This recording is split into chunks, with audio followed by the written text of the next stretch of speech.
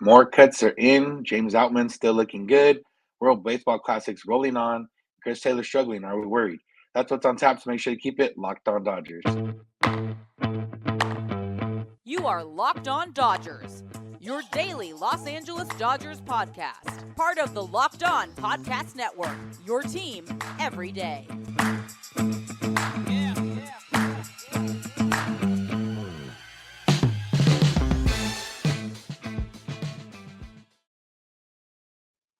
Yo, Dodger fans. Welcome to Locked On Dodgers. We are part of the Locked On Podcast Network, the number one local sports daily podcast network. Locked On, your team every day. Today's episode is brought to you by Ultimate Baseball GM. Ever dreamed of becoming an MLB GM and managing your baseball franchise?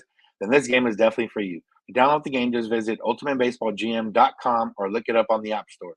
Our listeners get 100% free boost to their franchise when using the promo Locked On with all caps in the game. Ultimate Baseball GM. Today, this is the podcast covering the Los Angeles Dodgers, bringing you the smart fans' perspective on our boys in blue. We can find us wherever you find podcasts and on YouTube simply by searching for Locked On Dodgers and subscribing to those places and never miss a day because you know we're not going to. If this is your first time listening or watching, I'm Samperio, and I usually have a co-host, Jeff Snider, or usually in the season. I guess in off-season it's not as usual, but either way, I'm rolling solo today, and Jeff and I are both lifelong Dodger fans that cover the team and have spent a lot of time at Dodger Stadium in our lives and continue to cover the team. And we're here to bring the smart fans perspective on our boys in blue every Monday through Friday for about 30 minutes. So that's what I'm here to do today. If you see, obviously, a different setup behind me, I'm in Arizona for the World Baseball Classic for my real job. And yeah, so if the audio is a little off, it's because I had a pack for 2 weeks. I wasn't able to fit in my mic. I wasn't able to fit in, if the lighting's a little off, I wasn't able to fit in my light. So we're on a makeshift right now, but we're here. I'm here to talk about Dodgers and give you guys what I can give for these 30 minutes. So that's what we're going to get into today. Real quick, we'll start off with just some World Baseball Classic talk. If you haven't been watching, the pool play in Taiwan and Japan is over. So in those rounds, Japan's going to play Italy and Cuba is going to play Australia. And the winners of those two games will come to Miami to participate in the semifinals. In Arizona, Team USA is 2-1 now, and everyone else is either 1-1 or 1-2 in that round. So there's still a lot to be played out there. And then in Miami, Venezuela's 2-0. And then it basically is going to come down to Puerto Rico and Dominican playing that final day to see who advances there. So a lot of fun baseball going around. Dodger-wise, the Dodgers have been doing pretty well. David Peralta had 3 RBI for Venezuela on their win over the Dominican. Will Smith homered in a losing effort to Mexico. Julio Diaz went 5 innings, gave up 3 runs in a loss to Colombia for Mexico. Austin Barnes has a few hits, and I believe Freddie Freeman has a few hits for Canada. So if you're a Dodger and you're participating in the World Baseball Classic, it's been pretty good. Will Smith has had a little bit of an interesting last couple of days.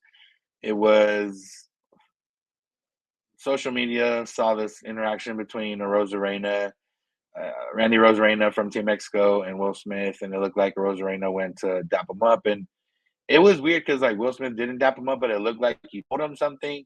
So whatever the case was, they asked Randy Rosarena about it after. He said, "Yeah, I knew Will Smith from playing the minors. I wanted to dap him up. He didn't really give me anything back."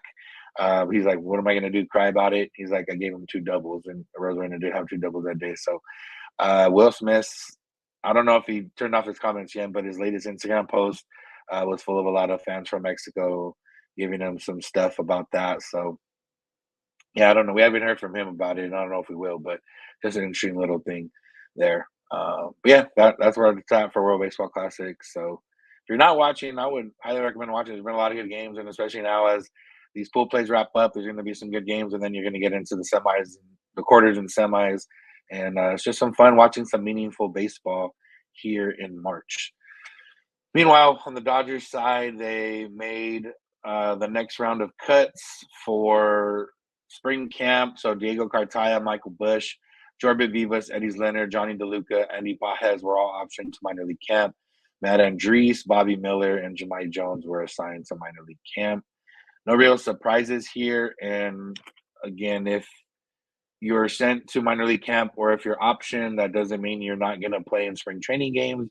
It just means that you're not going to be on the opening day roster, barring any last minute changes. So, not a big deal. Cartayas, they're going to get some time at catcher, especially if both Barnes and Will Smith's team advance to the next round for World Baseball Classic.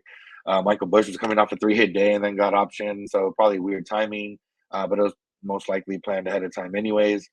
But yeah, either way, that's all to kind of say that the roster, at least on the offensive side of the ball, is essentially there. And really the only question now is James Outman or Yanni Hernandez.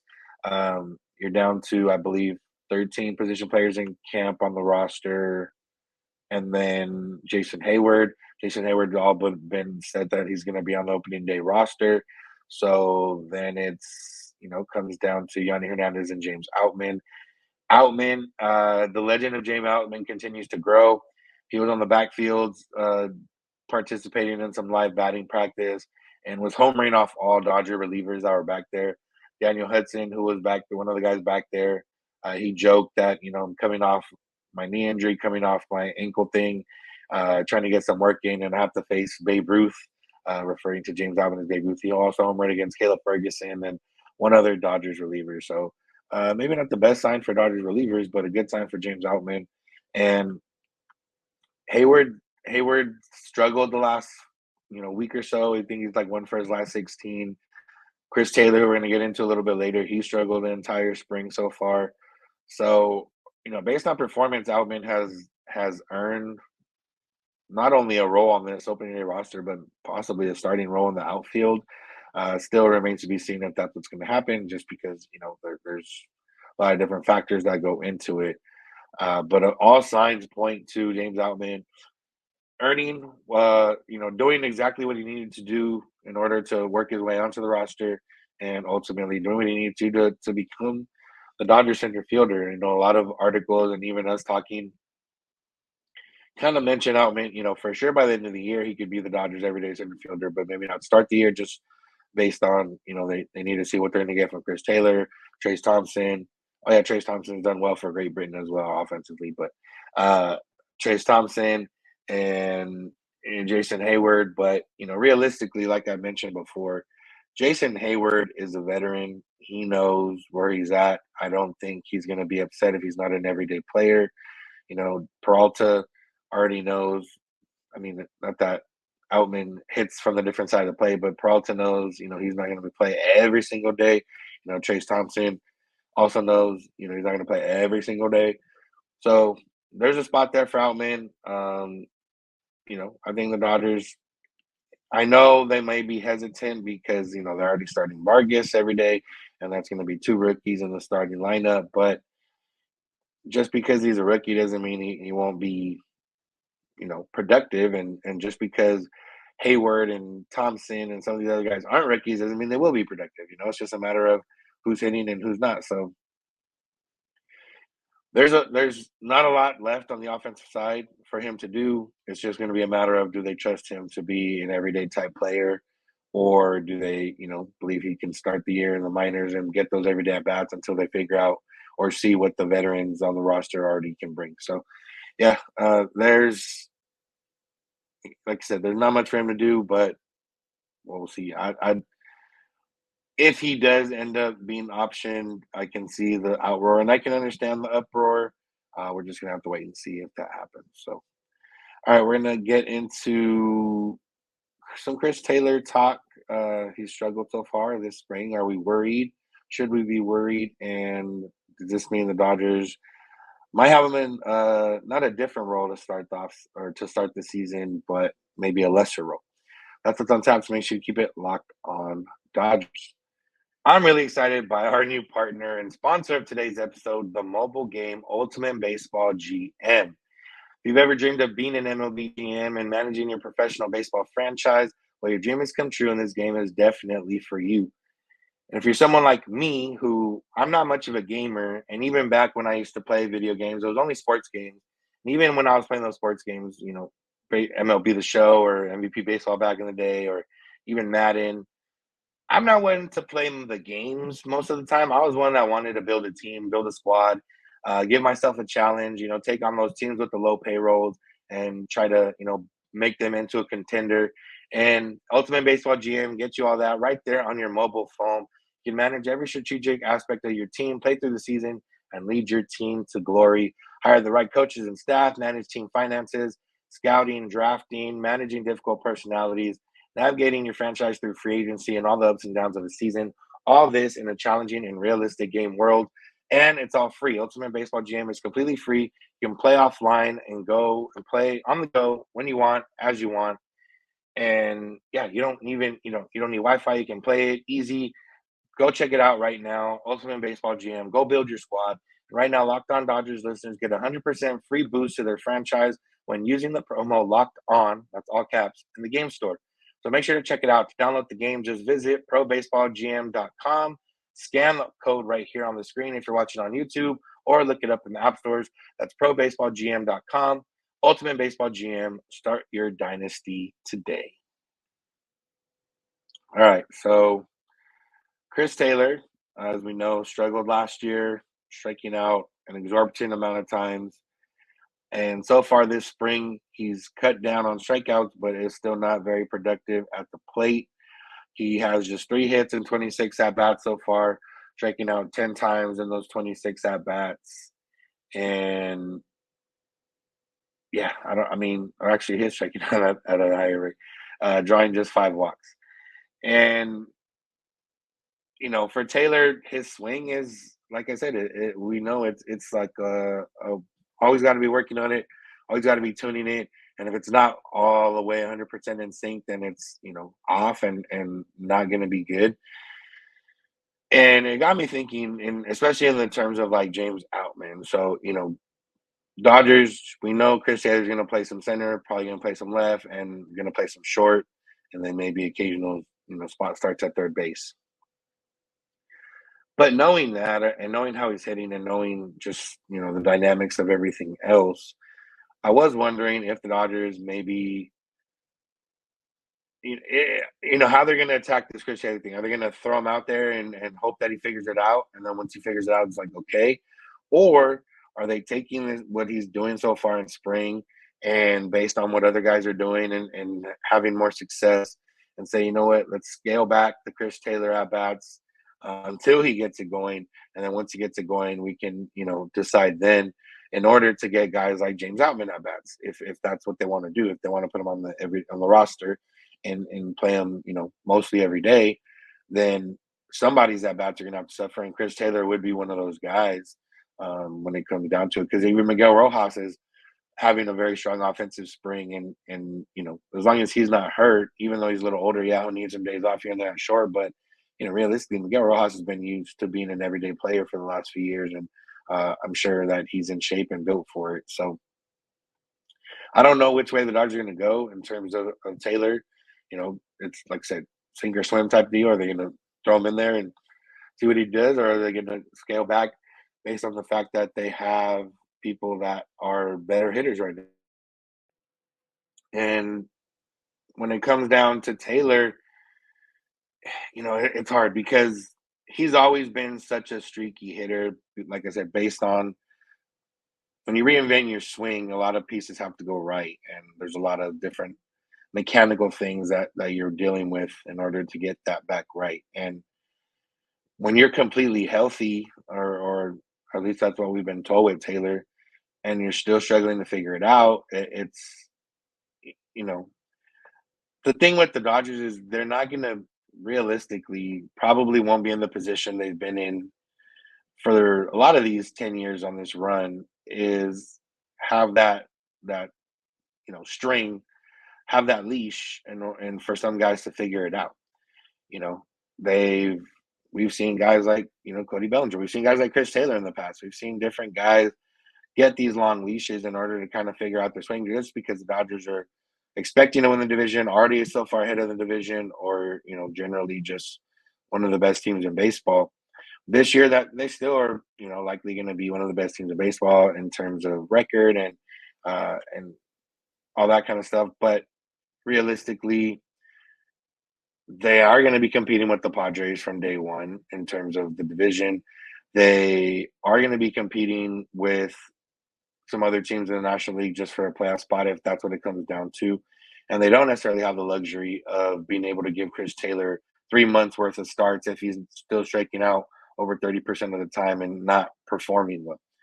Now, also, the flip side is if the rest of the offense is doing well and Chris Taylor's the one spot or one or two spots that aren't, then it's okay because they're still getting run production. Chris Taylor's still going to be good defensively, regardless of how he's hitting, and it's still going to work out that way. But it's not an ideal situation. And like I said, you got to kind of figure out early on what you want to do. And I think that's kind of the biggest question is, okay, is Chris Taylor's role going to be reduced to start the year? Then yes, James Outman, you're on the roster and you're playing pretty much every day and you're taking those ABs that maybe Chris Taylor would have got. And that's fine. And that's not an issue because, like I said, Chris Taylor, it doesn't necessarily mean more at bats is more times finding faster time finding his swing. Now, Dave Roberts did kind of mention, Tim and JD Martinez both struggling so far this offseason. But, Roberts said that, or maybe Roberts was talking about how, like, there's still the adjustment period. He said with CT, JD, there's a lot to the swing. You still got to face live pitching, and there's an adjustment period. That's what spring training is for. When it comes down to Chris Taylor specifically, he said he knows how much we value contact, and I'm going to continue to monitor things. But right now, I'm going to let the process with Chris and the hitting coaches play out. I have no problem betting on the player, on the person. Like I said, they haven't had that problem before, although albeit in maybe some different times. Chris Taylor, for the most part, has been a guy you can bet on. At the very least, he can get hot and carry a team, carry an offense for a little bit. We've seen him do it in the playoffs. We've seen him do it in the regular season. We've seen what it looks like when he's right.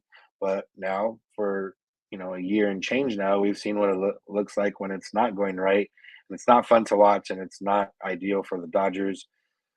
So, I really hope he figures it out soon. And it might be a matter of at-bats. It might be, hey, I'm working on my swing. I need 80 to 100 at-bats. Spring, you're not going to get 80 to 100 at-bats. You're going to get probably, 50 to 60, 75 range. Maybe more than that. And maybe, or maybe, I don't know. There's just things that, like, when you tinker with your swing, you can make adjustments, but if you make an adjustment, that could set you back another week or so. And now you need to catch up on that because you need to make sure you're implementing this new adjustment. And there's a lot to it. All that being said, we know what's going to happen. I don't believe they're going to, take away any playing time from Taylor, at least initially. They'll put him out there wherever they need him, whether it's short, third, left, center, wherever the case. And they're going to hope he's going to hit. And they're going to hope everyone else is hitting. And then you don't have to worry about it. Mookie Betts hitting pretty well right now in the World Baseball Classic. Freddie was hitting well in the spring, still hitting well World Baseball Classic. Like, everyone else that's supposed to be there in the starting lineup has been having a somewhat strong offensive showing, or stronger or normal.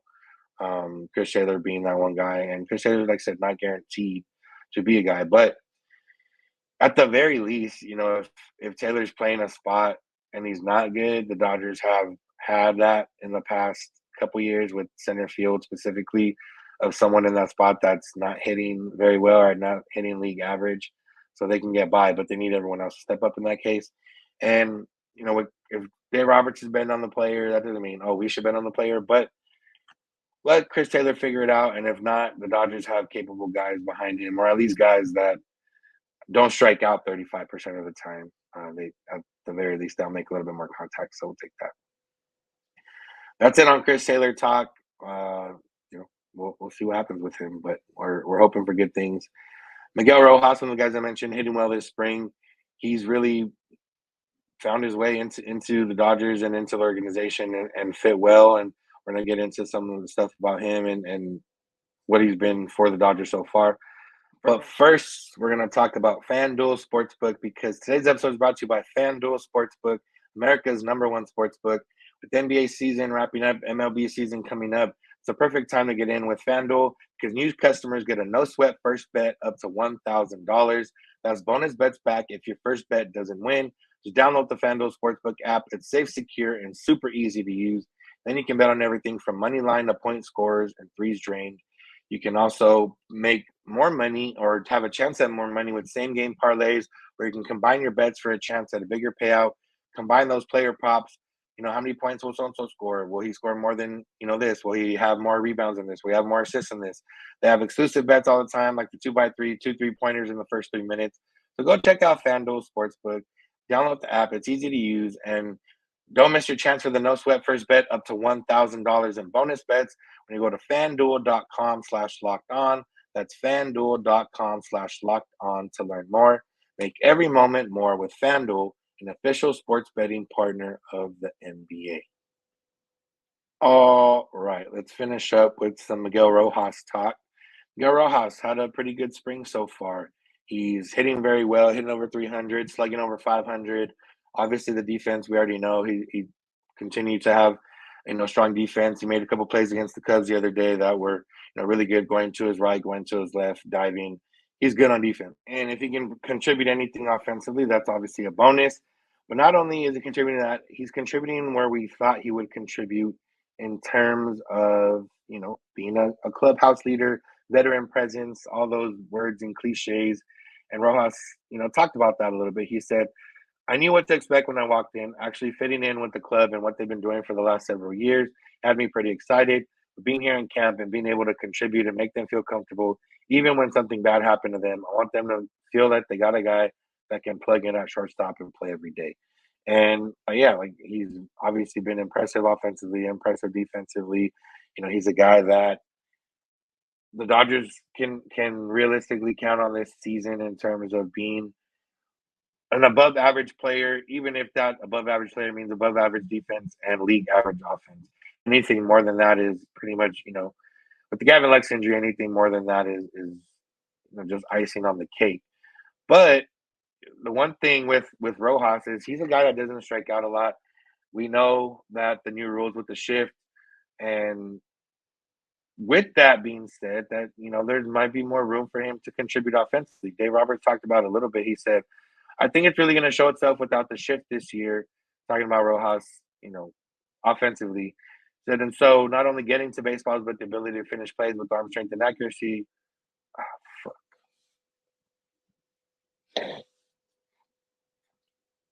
And we hear a lot of talk about the shift in terms of how it's going to impact offensively. And with a guy like Rojas, it might still impact offensively. He doesn't strike out much. He puts the ball in play. If you're putting the ball in play and, defenders aren't where they normally are or not able to cover where you're more likely to hit it, then, it might help out there. But it also is defensively, he helps out because he, and he's not the anti-shift, but he can make up for a lot of the deficiencies left by the shift with the ability to play defense. And Dave Roberts talked about it a little bit. He said, I think it's really going to show itself without the shift this year. And so not only getting the baseballs, but the ability to finish plays with arm strength and accuracy, with the numbers as far as defensive war, whatever the statistics may be, he's going to be right at the top. He's a plus major league shortstop. So, yeah, like I said, we think about the shift offensively and how it affects teams, but defensively as well. And we talked about this with Miguel Vargas on the flip side. With the shift, a lot of guys played second base the last few years that maybe wouldn't have been able to play second base before. Max Muncy being one of those guys, although we've seen Max Muncy be pretty athletic and, turn himself into a pretty good second baseman. But without the shift now, you do need a little bit more range, and defense may become a little bit more of a priority. Some of these glove first shortstops might have a little bit more benefit if we see, obviously it could be a matter of we don't see any difference and offense will still be king. But if we do happen to see a difference or defense, infield defense, at least up the middle, does become more of a thing, then guys like Miguel Rojas, are going to be able to make a very good living doing that. And that's what it comes down to with Rojas is, the defensive. We weren't sure what we're going to get offense or defensively out of Gavin Lux. We had an idea of what we could get out of him offensively, defensively. Not that we were, maybe some people were. Not that it's an expectation that he wasn't going to be good defensively, but we've seen the bad throws, and we've seen the throw or his errors in the last season. His errors just seem to always lead to runs, which wasn't always fun. But it's different this year in terms of what they have defensively at shortstop. Even at shortstop, Trey Turner wasn't great defensively. Corey Seager wasn't great defensively. Manny Machado was the last time they had a great defensive shortstop, and even then, that was only for less than half a season. So it's gonna, feel different, look different. But Miguel Rojas, just what he's brought so far, what he's shown, and obviously it's still spring and it doesn't mean too much, but everything that he's been about helping Miguel Vargas when he got here, now having to take on a greater role and trying to give the Dodgers that sense of peace that they'll be okay at shortstop.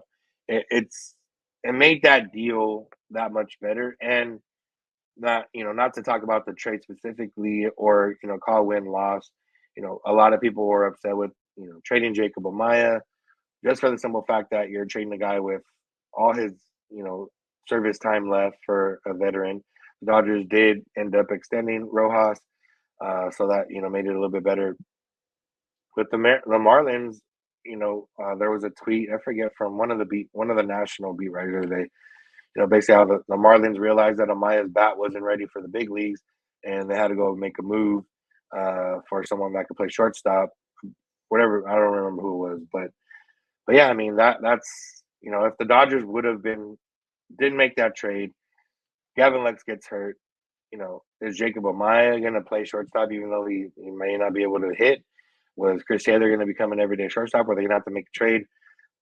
Everything I guess kind of works out sometimes, and that Miguel Rojas trade is one of those things that kind of worked out. So, yeah, I mean, shout out to Miguel Rojas. He had a little bit more to say. He just said, "You're always learning in this game.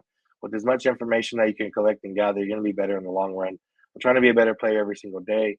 In the locker room, I'm seeing different ways to approach preparation, and it's really cool to see how everybody on their own get prepared for the same goal." So, you know, he can help out with preparation. He's getting helped out with preparation.